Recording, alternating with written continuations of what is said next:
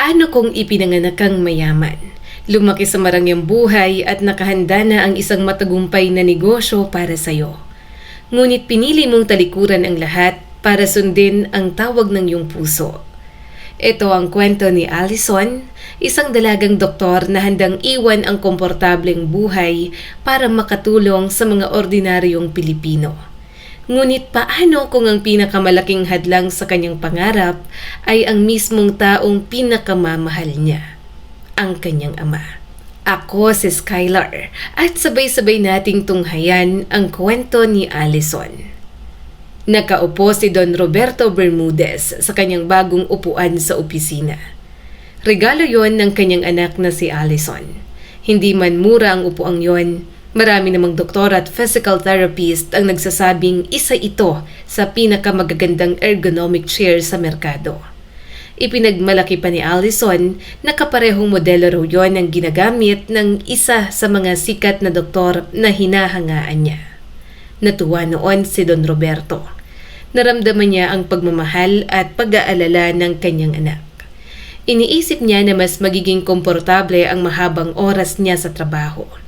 Ngunit sa mga sandaling yon, kahit ang mamahaling upuan ay tila hindi sapat upang maibsan ang kanyang pagkainis. Sa kanyang harapan ay nakaupo si Allison. Bata pa, maganda, matalino. Ngunit sa sandaling yon, puno ng galit ang kanyang mga mata. Nakasimangot siya habang nakapulupot ang dalawang braso sa dibdib. Paminsan-minsan ay marahang kumakatok sa sahig ang kanyang paa. Isang malinaw na sinyales ng pagkainip at pagkadismaya. Napabuntong hininga si Don Roberto. Sa isip niya, para silang nasa isang lumang pelikulang western. Dalawang cowboy na naghihintay lamang ng hudyat bago bunutin ang kanilang mga baril. Tahimik, mabigat at puno ng tensyon. Matagal silang nagtitigan hanggang sa tuluyan ng magsalita ang ama. "Alam mo, Allison," mabagal niyang sabi, "hindi mo mababago ang isip ko sa pamamagitan ng ganyang tingin." Nanatiling seryoso ang dalaga. Nagpatuloy si Don Roberto. "Ayokong maging doktor ka sa pampublikong ospital. Iyon ang totoo." Agad na sumagot si Allison. "Hindi mo talaga ako naiintindihan." Napailing siya. "Pero siguro normal lang yun. Matagal ng problema ng mga magulang at anak ang hindi pagkakaunawaan." Napairap si Don Roberto. "Napakagandang halimbawa naman yan." Bahagya siyang tumingala sa kisame. "Ngayong binanggit mo ang mga nobela, dapat ko nang sabihin na maraming doktor sa mga kwento ang namamatay dahil sa pakikasalamuha sa may mga sakit." Tumingin siya sa anak. "Masama ba kung ayaw kong mangyari yun sa'yo?" Ngayon naman, si Allison ang napatingin sa kisame. At muli na namang napansin ni Don Roberto kung gaano sila magkahawig. Pareho silang matigas ang ulo, parehong palaban, parehong ayaw magpatalo. Mula pa pagkabata ay ganoon na si Allison. Kapag may hindi siya gusto, sinasabi niya agad. Kapag may pinaniniwalaan siya, ipinaglalaban niya hanggang huli. At alam ni Don Roberto kung saan yun nagmula, sa kanya. At marahil sa sobrang pagmamahal niya rito, nang mamatay ang kanyang asawang si Cristina noong 5 taong gulang pa lamang si Allison, ibinuhos niya ang lahat ng pagmamahal sa nag-iisang anak. Siya ang naging mundo nito at naging mundo niya rin ang anak. Hindi naman lumaking suwail si Allison. Hindi siya napariwara, hindi nalulong sa bisyo. Hindi rin naging pasaway. Sa katunayan, isa siyang matalinong babae. Masipag at may malinaw na pangarap sa buhay. Ngunit yun mismo ang problema ni Don Roberto. May sarili itong pangarap. Pangarap na hindi niya gusto. Sa halip na pumasok sa negosyo ng pamilya, pinili nitong maging doktor at hindi lamang basta doktor. Gusto nitong maglingkod sa mga ordinaryong tao. Gusto nitong magtrabaho sa mga pampublikong ospital, sa mga komunidad, sa mga lugar na kulang sa serbisyong medikal. At para kay Don Roberto, isa yung malaking pagkadismaya. Sa pamilya Bermudez, may negosyo sa larangan ng aesthetic medicine. Sila ang nagsusupply ng mga kagamitan sa mga ospital at clinics. Kamakailan lamang ay nakapagbukas pa siya ng sarili niyang cosmetic at plastic surgery center. Pangarap niyang balang araw, si Allison ang magmamana at magpapatuloy ng lahat ng kanyang pinaghirapan. Ngunit iba ang plano ng dalaga. Matapos nitong manumpa bilang doktor, nagdesisyon itong ialay ang sarili sa paglilingkod. Ayaw nitong magpaganda lamang ng ilong ng mayayamang kliyente. Mas gusto nitong magpagaling ng mga tao na tunay na nangangailangan. Napailing si Don Roberto. Sa isip niya ay napabulong siya. Nakapagpalaki yata ako ng isa pang Mother Teresa. Kapag pinabayaan ko ito, baka isang araw ay sumama na lang sa humanitarian mission. Muli niyang sinubukan na kumbinsihin ang anak.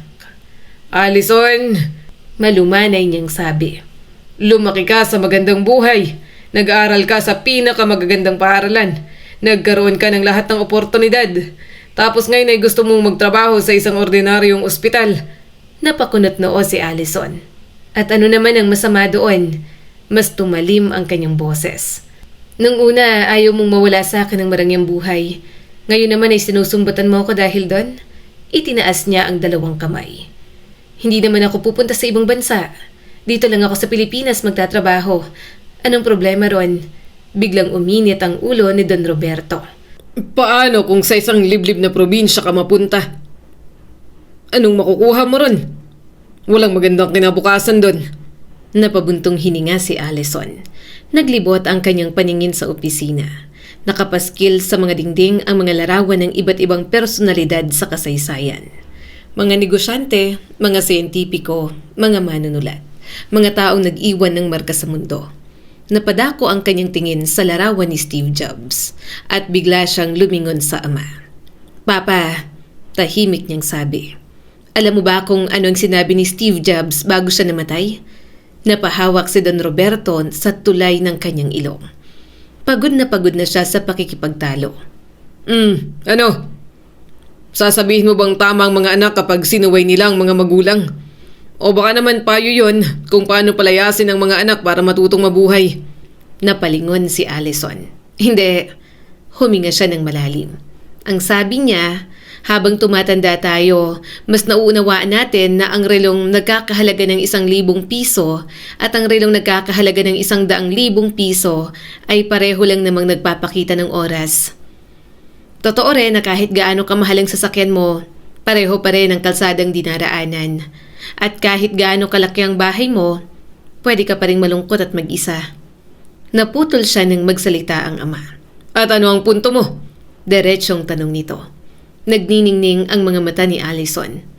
Dahil pareho lang ang tao sa lungsod at sa probinsya, mayaman o mahirap, lahat sila'y nagkakasakit. Lahat sila nangangailangan ng tulong at yon ang gusto kong gawin. Tahimik na napatitig si Don Roberto sa anak, ngunit lalo lamang siyang nainis. Tutulungan sila ng mga taong wala ng ibang pagpipilian, malakas niyang sabi. Hindi kita pinalaki para sa ganyang buhay. Biglang tumayo si Allison. Matigas ang kanyang mukha at sa wakas ay ginawa niya ang desisyon na matagal na niyang pinag-isipan. Magtatrabaho ako kung saan man ako italaga, matatag niyang sabi. Kahit sa pinakamalayong baryo pa sa bansa. Tutuloy ako, total, doktor naman ako. Huminga siya ng malalim at saka diretso siyang tiningnan ng ama. Kaya wag mo na akong pigilan. Mataas ang noo niyang tumalikod.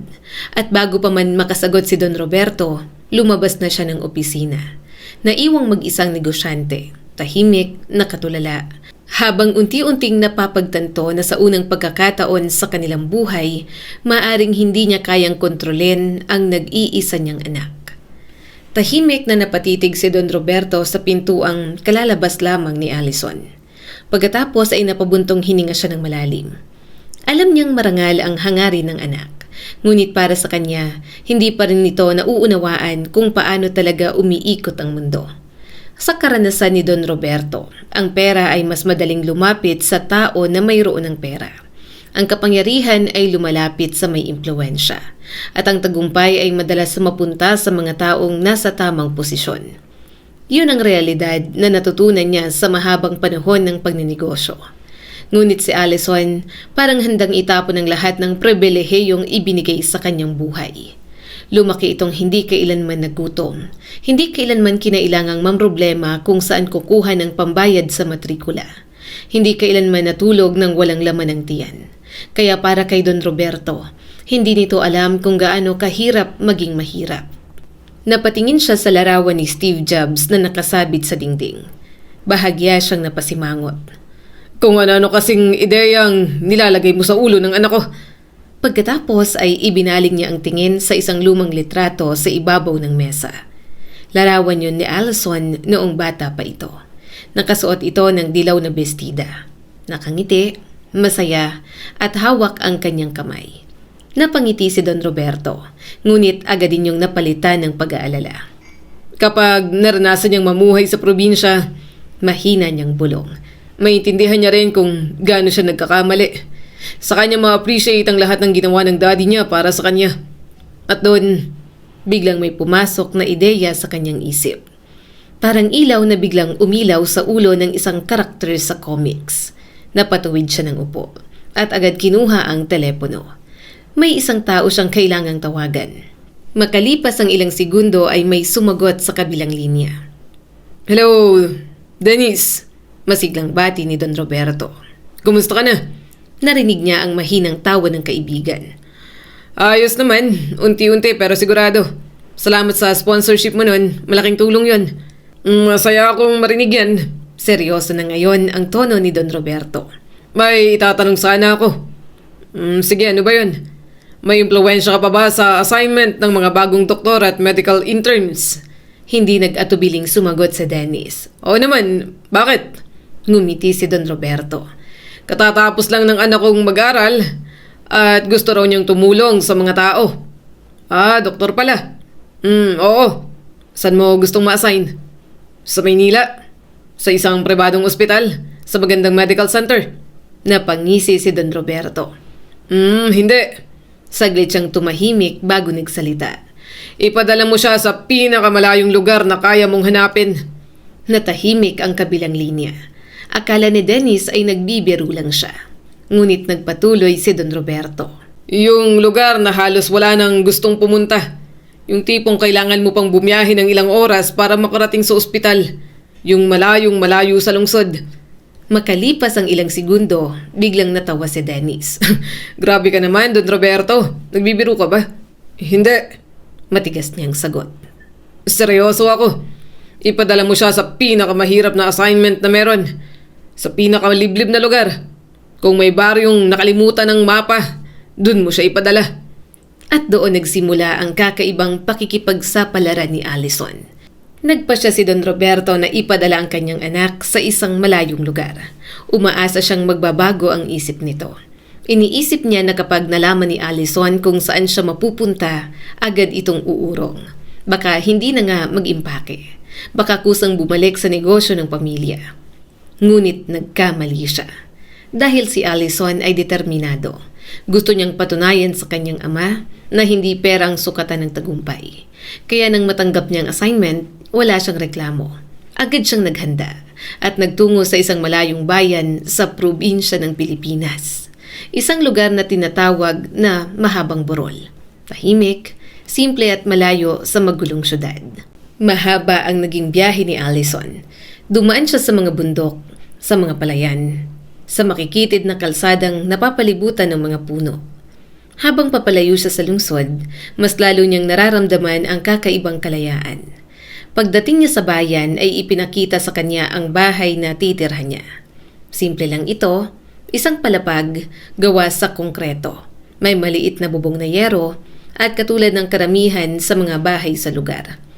Ngunit may isang bahay na agad nakakuha ng kanyang atensyon. Nasa tabi lamang yon ng kanyang tirahan. Luma, maalikabok at tila matagal nang walang nakatira. Gawa sa kahoy ang karamihan sa bahagi nito. Ang ilan sa mga bintana ay tinakpan na ng tabla. Ang pintura ay halos matuklap na lahat. At tila kaunting malakas na hangin na lamang ang kailangan upang tuluyan itong bumagsak. Napailing si Allison habang pinagmamasdan yon. Parang bahay sa isang lumang kwento. Tahimik, nakakatakot at puno ng misteryo. Sa mga unang araw, masaya si Allison. Pakiramdam niya ay mas malinis ang hangin, mas maganang paghinga. Wala ang ingay ng trapiko, wala ang makukulay na billboard, wala ang walang tigil na pagmamadali ng mga tao. Ngunit hindi nagtagal ay nakaranas din siya ng mga pagsubok. Hindi dahil sa malamig na sahig, hindi dahil sa madalas na pagkawala ng kuryente, at hindi rin dahil sa kakulangan ng mga produktong nakasanayan niya sa syudad. Ang pinakamahirap pala ay ang pagtanggap ng mga tao sa kanya. Isa siyang estranghero at halatang hindi siya taga roon, lalo na nang makita ng mga residente ang kanyang mamahaling sasakyan. Agad nagsimulang kumalat ang mga bulong-bulungan sa mga tindahan, sa palengke, sa waiting shed, kahit saan. Ang mahal siguro ng kotse ni Doktora, no? Baka kapag ibinenta niya yun, mabili ng buong baryo. Bakit kaya pumunta rito ang ganyang kagandang babae? May tinakasan kaya? O baka may hinahanap. Walang nakakaintindi kung bakit pinili ng isang maganda, bata at mayamang doktor na manirahan sa kanilang maliit na bayan. Kaya marami ang nagduda, marami ang nagmasid, at marami rin ang naghintay na magkamali siya. Ngunit hindi nagpatalo si Allison. Pinatatag niya ang kanyang loob at buong puso siyang nagtrabaho. Tinulungan niya ang lahat ng nangangailangan. Wala siyang pinili, wala siyang iniwasan.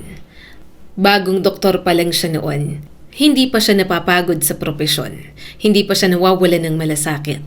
Para sa kanya, mahalaga ang bawat pasyente, kahit gaano kaliit ang problema. Masaya siyang nag-aalis ng mga tinik sa daliri ng karpentero. Masaya niyang nilalagyan ng gamot ang sugat ng mga batang nadapa habang naglalaro. At matyaga rin niyang pinakikinggan ang mga lolang nagrereklamo tungkol sa mataas na presyon ng dugo. Dahil para kay Allison, ang tunay na doktor ay hindi lamang nagpapagaling ng katawan. Nakikinig din siya sa mga alalahanin ng tao. At unti-unti, nagsimula siyang mapalapit sa mga taong dati ay nagdududa sa kanya. Ngunit hindi niya alam na ang kanyang pinakamalaking pagsubok sa bayang yon ay hindi pa nagsisimula. Lumipas ang ilang buwan, unti-unti nang nasanay si Allison sa kanyang bagong buhay sa mahabang burol. Nasanay na siya sa tila walang katapusang huni ng mga kuliglig tuwing gabi. Sa maagang pagising ng mga magsasaka, sa tahimik na pamumuhay na malayong malayo sa magulong lungsod. At higit sa lahat, tinanggap na rin siya ng mga tagabayan. Ang mga taong dating nagdududa sa kanya ay nagsimulang magtiwala. Hindi na siya tinatawag na mayamang doktora. Ngayon ay simpleng Doktora Allison na lamang. Ngunit nang akalain niyang maayos na ang lahat, doon naman nagsimula ang tunay na bangungot. Ilang gabi nang hirap matulog si Allison. Sa tuwing sasapit ang hating gabi, may naririnig siyang mga kakaibang tunog. Mga yabag, mga langit-ngit at kuminsan nakakalungkot na alulong ng mga aso. Minsan pa nga ay napapabangon siya sa kama. Bit-bit ang kanyang cellphone at isang maliit na pepper spray. Dahan-dahan niyang nililibot ang buong bahay. Sinisilip ang bawat sulok. Tinitingnan ang bawat bintana. Ngunit wala siyang makita. Parang may kung anong presensyang naglalaho sa tuwing susubukan niyang hanapin.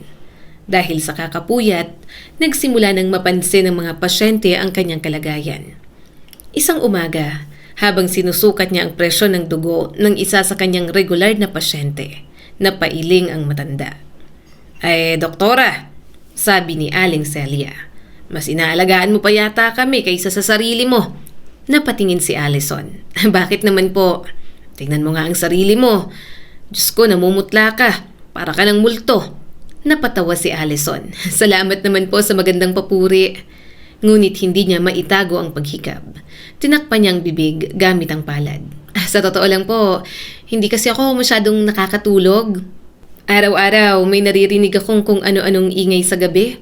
Medyo nakakatakot din kapag mag-isa sa bahay. Biglang kumunot ang noo ni Aling Celia. Nakatingin ito sa kanya ng matagal. Doon ka ba nakatira sa tabi ng lumang bahay? Tanong nito. Napakurap si Allison. Opo. Yung may mga bintanang tinatakpan ng tabla? Tumango ang matanda. Ayun nga. Alam mo ba kung sinong may-ari nun? Umiling si Allison. Hindi po. Dating doktor. Tahimik na sagot ni Aling Celia. Napakunot ang noo ni Allison. Doktor din po? Oo. At katulad mo, tumutulong din siya sa mga tao. Teka. Lumapit ng bahagya si Allison. Bakit po iniwan ang bahay? Napabuntong hininga ang matanda. Parang nagbalik ito sa isang masakit na alaala. Nagkaroon kasi ng trahedya. Tahimik ang klinik. Pati si Allison ay nakinig ng mabuti. Isang araw, pagpapatuloy ni Aling Celia. Nawala ang asawa ng doktor. Pumunta raw sa gubat para mamitas ng mga prutas. Pero hindi na nakabalik. Nanlaki ang mga mata ni Allison. At hindi na nakita? Hindi na. Buong baryo ang naghanap. Araw at gabi. Pero walang natagpuan. Napailing ang matanda. Doon nagsimulang masiraan ng loob ang doktor. Lagi nang umiinom. Laging mag-isa. Hanggang isang araw, tumigil si Aling Celia. Parang nag-aalangan pang ituloy. Ano po ang nangyari? Mahinang tanong ni Allison. Napabuntong hininga si Aling Celia. Nagpakamatay siya. Biglang nanlamig ang paligid. Hindi nakapagsalita si Allison. Ngunit hindi pa pala ron nagtatapos ang kwento. Dahil nang siyasatin ang bahay, mahinang sabi ng matanda. May mas nakakatakot pang natuklasan. Napalunok si Allison. Natagpuan nilang asawa niya. Natigilan siya. Paano pong natagpuan? Doon mismo sa bahay? Bakit? Mabagal na tumingin sa kanya si Aling Celia. Ayon sa mga investigador, madalas daw pag-awayan ng mag-asawa ang pag-alis sa baryo.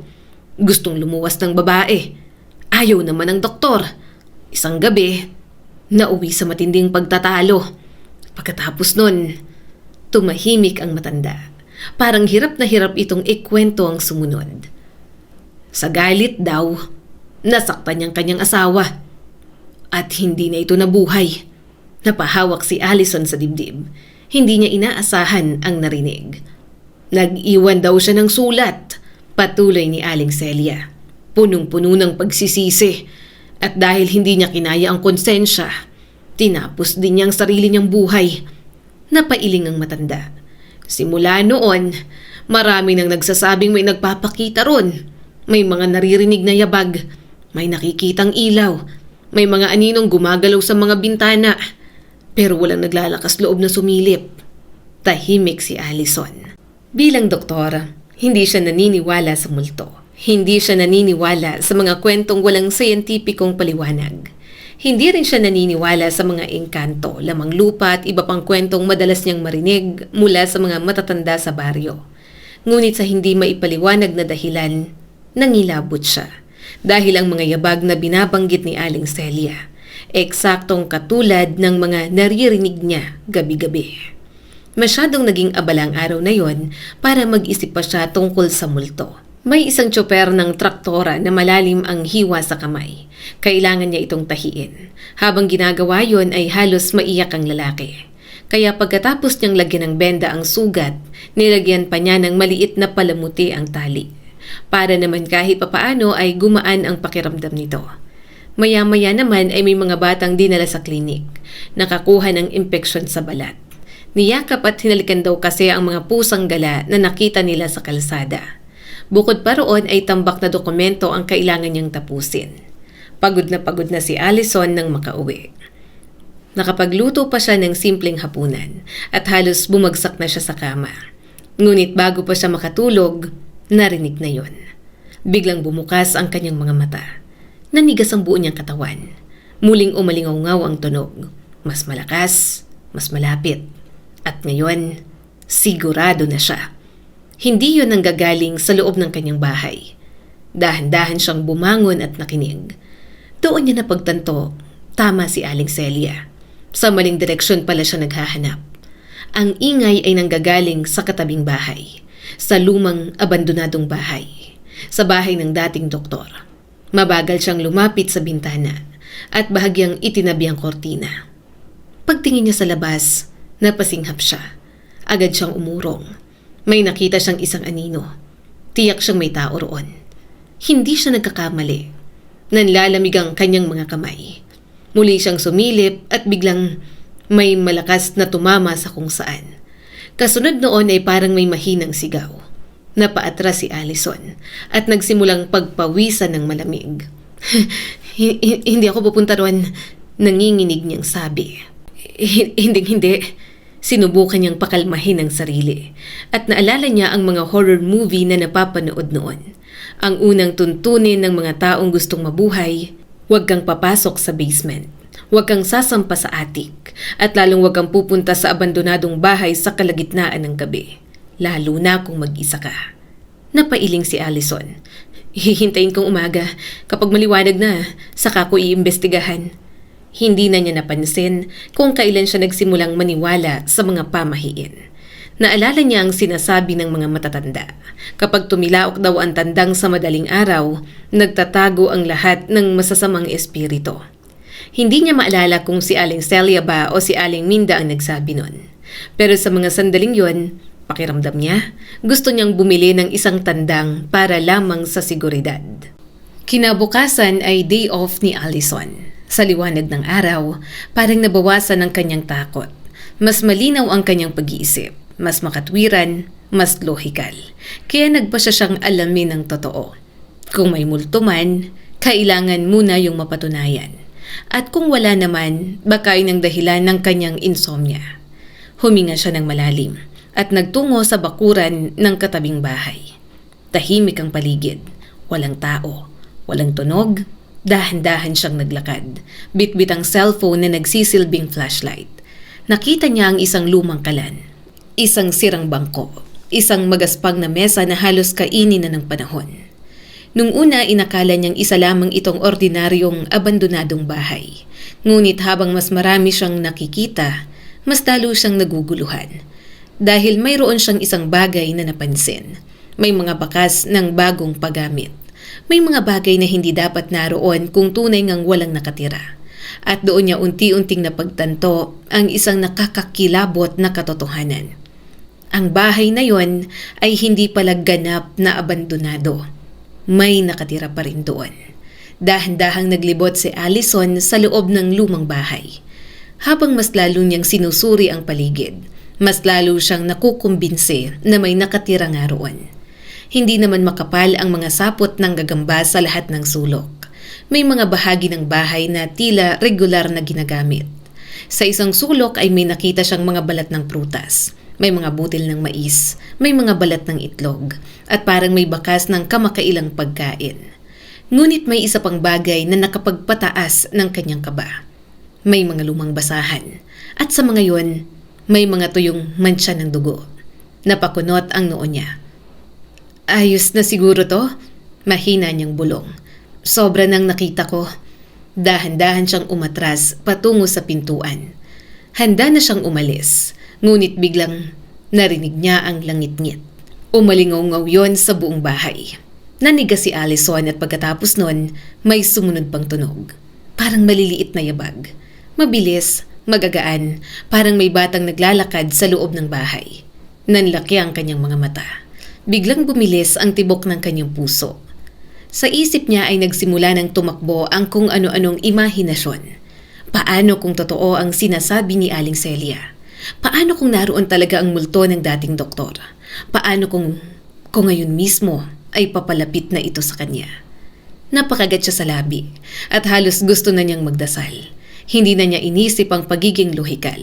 Hindi niya na inisip ang siyensya. Ang nasa isip niya na lamang ay makatakas. Mabilis siyang pumihit. Handa nang tumakbo palabas. Hindi naman niya responsibilidad ang bahay na yon. Ngunit sa kanyang pagmamadali, may isa pang malakas na langit-ngit. Nagulat siya at nawala ang kanyang balanse. Bumagsak si Allison. Natisod siya sa isang natumbang silya. Diretso siyang bumagsak sa sahig na kahoy. Kasabay niyang bumagsak ang cellphone.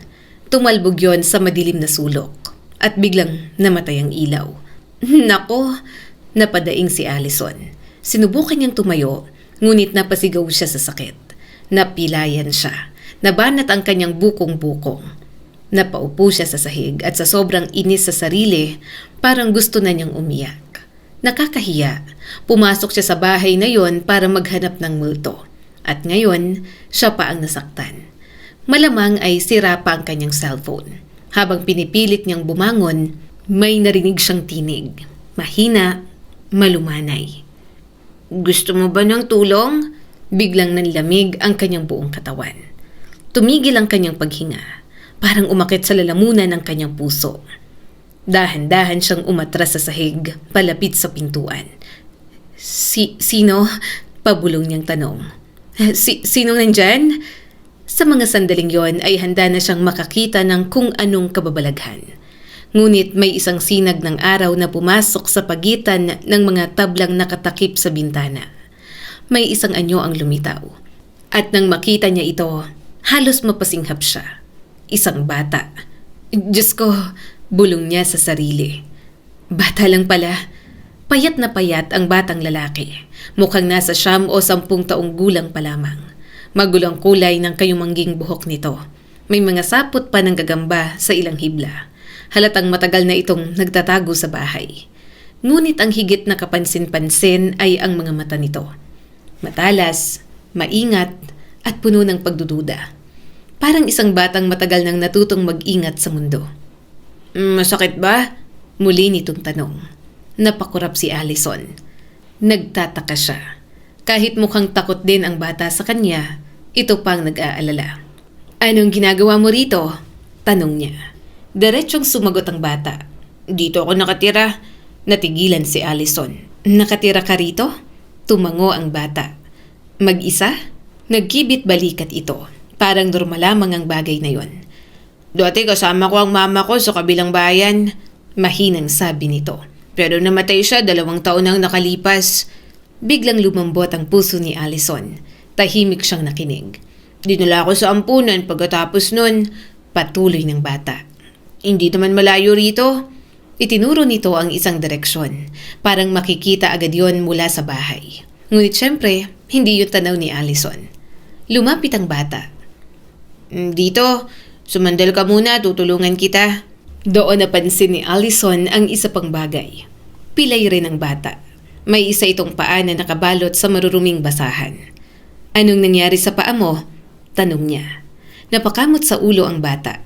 Nang huli ako ng isda sa ilog, madulas pala yung bato. Nadulas ako tapos nasugatan. Hindi ako makalakad ng 2 araw. Agad na nanaig ang pagiging doktor ni Allison. Nakalimutan niya ang multo, nakalimutan niya ang takot, at nakalimutan niya pati ang sariling pilay. Tara sa bahay ko, sabi niya rito. Pagdating nila sa bahay ni Allison, agad niyang inilabas ang first aid kit. Maingat niyang tinanggal ang mga basahan sa paa ng bata. Napailing siya nang makita ang sugat. Marumi, namamaga, at may nakapasok pang lupa. Kung hindi yun magagamot agad, posibleng lumala. Tahimik niyang nilinis ang sugat, habang ang bata naman ay nagtitiis. Pagkatapos ay pinainom niya ito ng tubig at pinapunta sa banyo. Maghugas ka muna, sabi niya. Naligo ka ba nitong mga nakaraang araw? Napayuko ang bata at hindi na sumagot. Sapat na yon para malaman ni Allison ang katotohanan. Nang makalabas ito ng banyo, ibinigay niya rito ang isa niyang lumang tracksuit. Itim yon, maluwag ngunit malinis.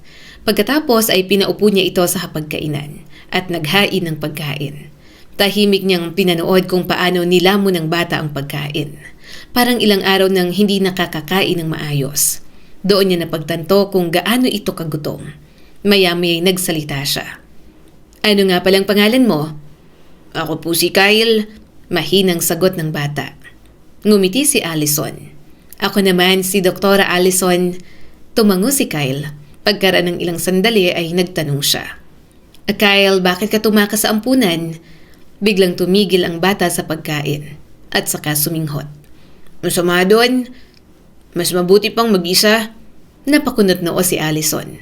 Ano ang ibig mong sabihin? Nagpakawala ng malalim na buntong hininga si Kyle. Kamakailan lang, kinuha ako ng isang foster family. Akala ko magkakaroon na ako ng totoong pamilya.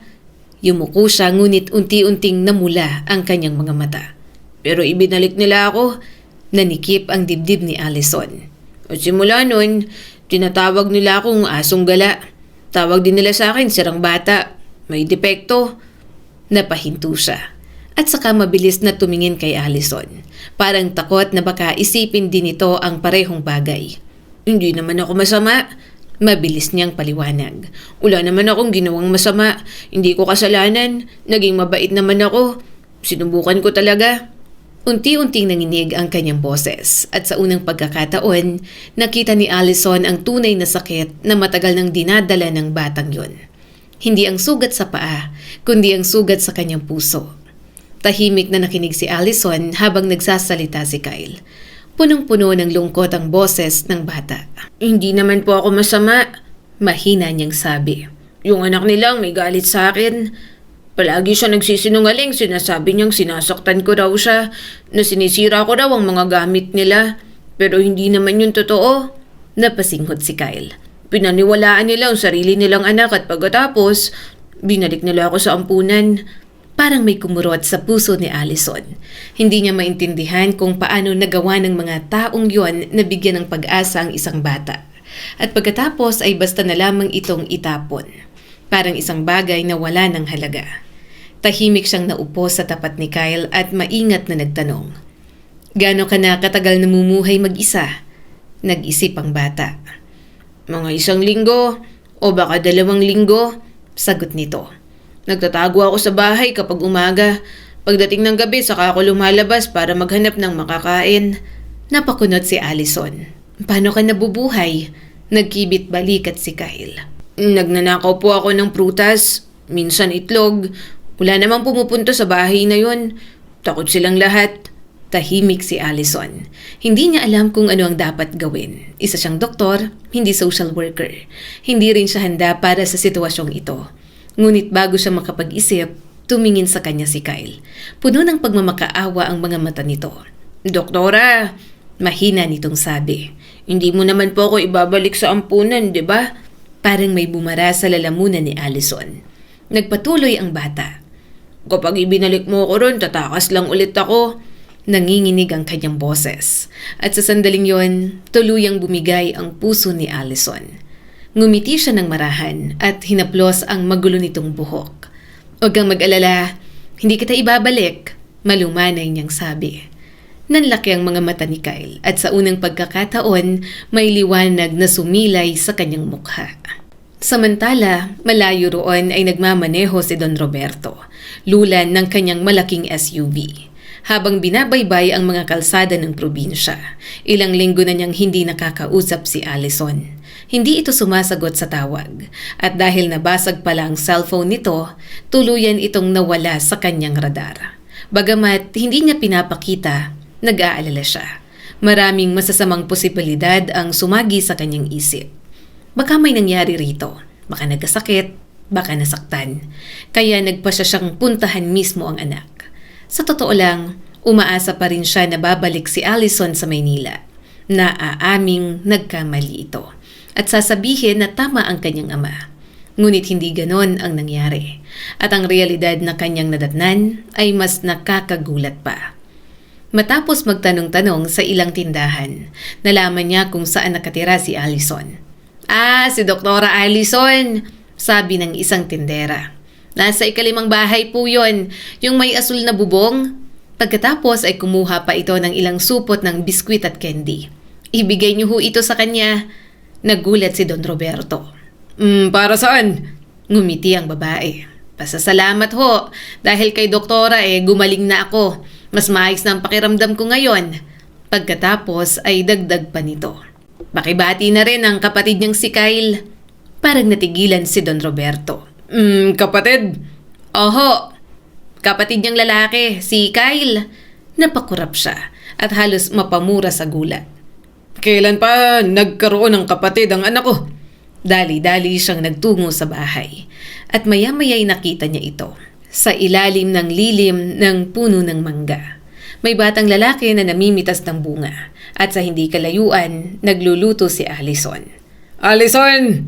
Malakas niyang tawag. Napalingon ang dalaga at halos mabitiwan ang hawak nitong sandok. Dad! Gulat na sabi nito. Anong ginagawa mo rito? Lumapit si Don Roberto at agad itinuro ang bata. Sino siya? Nagkatinginan sina Allison at Kyle. Sandaling nag-isip ang dalaga. Pagkatapos ay ngumiti. Kaibigan ko, sagot niya. At sa kanya ikinuwento ang lahat. Kung paano niya nakita si Kyle. Kung paano ito namuhay ng mag-isa. At kung bakit tinawag niya itong kapatid. Para wala ng chismis, paliwanag niya. Mas madaling ipaliwanag sa mga tao. Napatingin siya kay Kyle na masuyong nakangiti. Malaki ang naitulong niya sa akin. Mabait siyang bata at napakasipag. Ngunit umiling si Don Roberto. Hindi tama ito. Sasabihan mo dapat ang ampunan at ibalik siya doon. Tahimik na tumingin sa kanya si Allison. Pagkatapos ay matatag na nagsalita. Kung gano'n, aampunin ko siya. Nanlaki ang mga mata ni Don Roberto. Ano? Nagsaliksik na po ako tungkol sa ampunan. Patuloy pa ni Allison. Alam niyo po ba, hindi man lang siya hinahanap doon? Parang wala silang pakialam na nawawala ang bata. Pero hindi mo siya responsibilidad. Mariing sagot ni Don Roberto. Hindi mo maaaring akuin ang lahat ng problema sa mundo, anak. Ngunit ngumiti lang si Allison. Bakit hindi? Tanong niya. Sa sandaling yon ay wala nang nais sabihin si Don Roberto. Naiinis siya, nalilito at hindi niya maintindihan ang anak. Kaya nagpa siya siyang umalis. Ang mahalaga, buhay ka. Yun lang ang gusto kong malaman. Ngunit tila may ibang plano ang tadhana. Pagsakay niya ng sasakyan, bigla itong nasiraan. Hindi na umandar. At dahil walang malapit na mekaniko, napilitan siyang manatili muna sa bahay ni Allison. Akala niya ay isang gabi lamang. Ngunit ang isang gabi ay naging 2, pagkatapos ay 3, at habang tumatagal, may mga bagay siyang napapansin. Nakikita niya kung gaano katahimik ang buhay sa baryo, kung gaano kababait ang mga tao, kung gaano kasimple ngunit kasaya ang kanilang pamumuhay. At unti-unti may nagbago sa kanyang puso. Hindi lahat ng tao ron ay mayaman, ngunit marami sa kanila ang may mabubuting puso. At yon ay bagay na hindi nabibili ng pera. Maging si Kyle ay nagsimulang mapalapit sa kanya. Isang araw ay niyaya siya nito sa pangingisda. Nung una ay tumanggi siya, ngunit napilit din. At doon niya napagtanto ang isang bagay. Mahigit 30 taon na pala siyang hindi humahawak ng pamingwit. Dati ay paborito niya ito nung kabataan, ngunit nakalimutan niya dahil sa trabaho, dahil sa negosyo, dahil sa habol ng tagumpay. At habang nakaupo siya sa gilid ng ilog kasama si Kyle, pakiramdam niya ay muli siyang naging bata. Ilang araw ang lumipas, naayos na ang kanyang sasakyan. Maaari na siyang umalis, ngunit hindi siya umalis.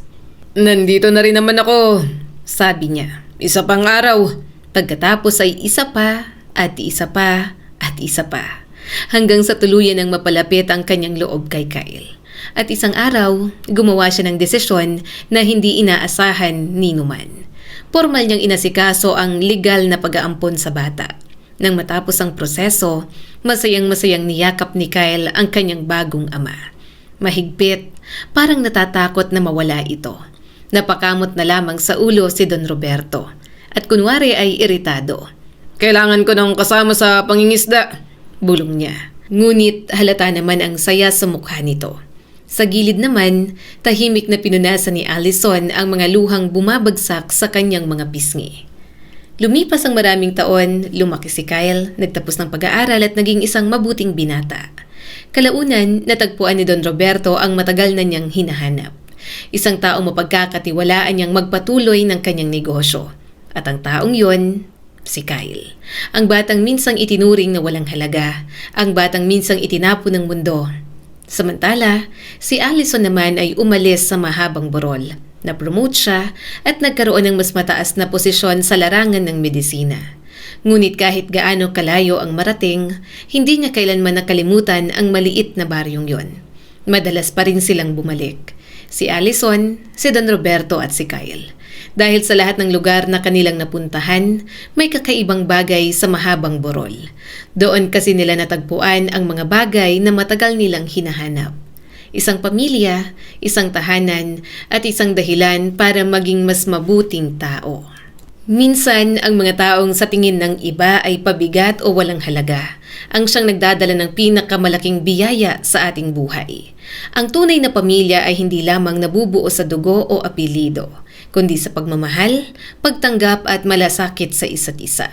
At kadalasan, ang pinakamagandang pagbabago sa ating buhay ay dumarating kapag binuksan natin ang ating puso sa mga taong pinipili nating mahalin. Muli, ako si Skylar at sana ay may bago na naman kayong natutunan sa kwento natin ngayon. Maraming salamat po.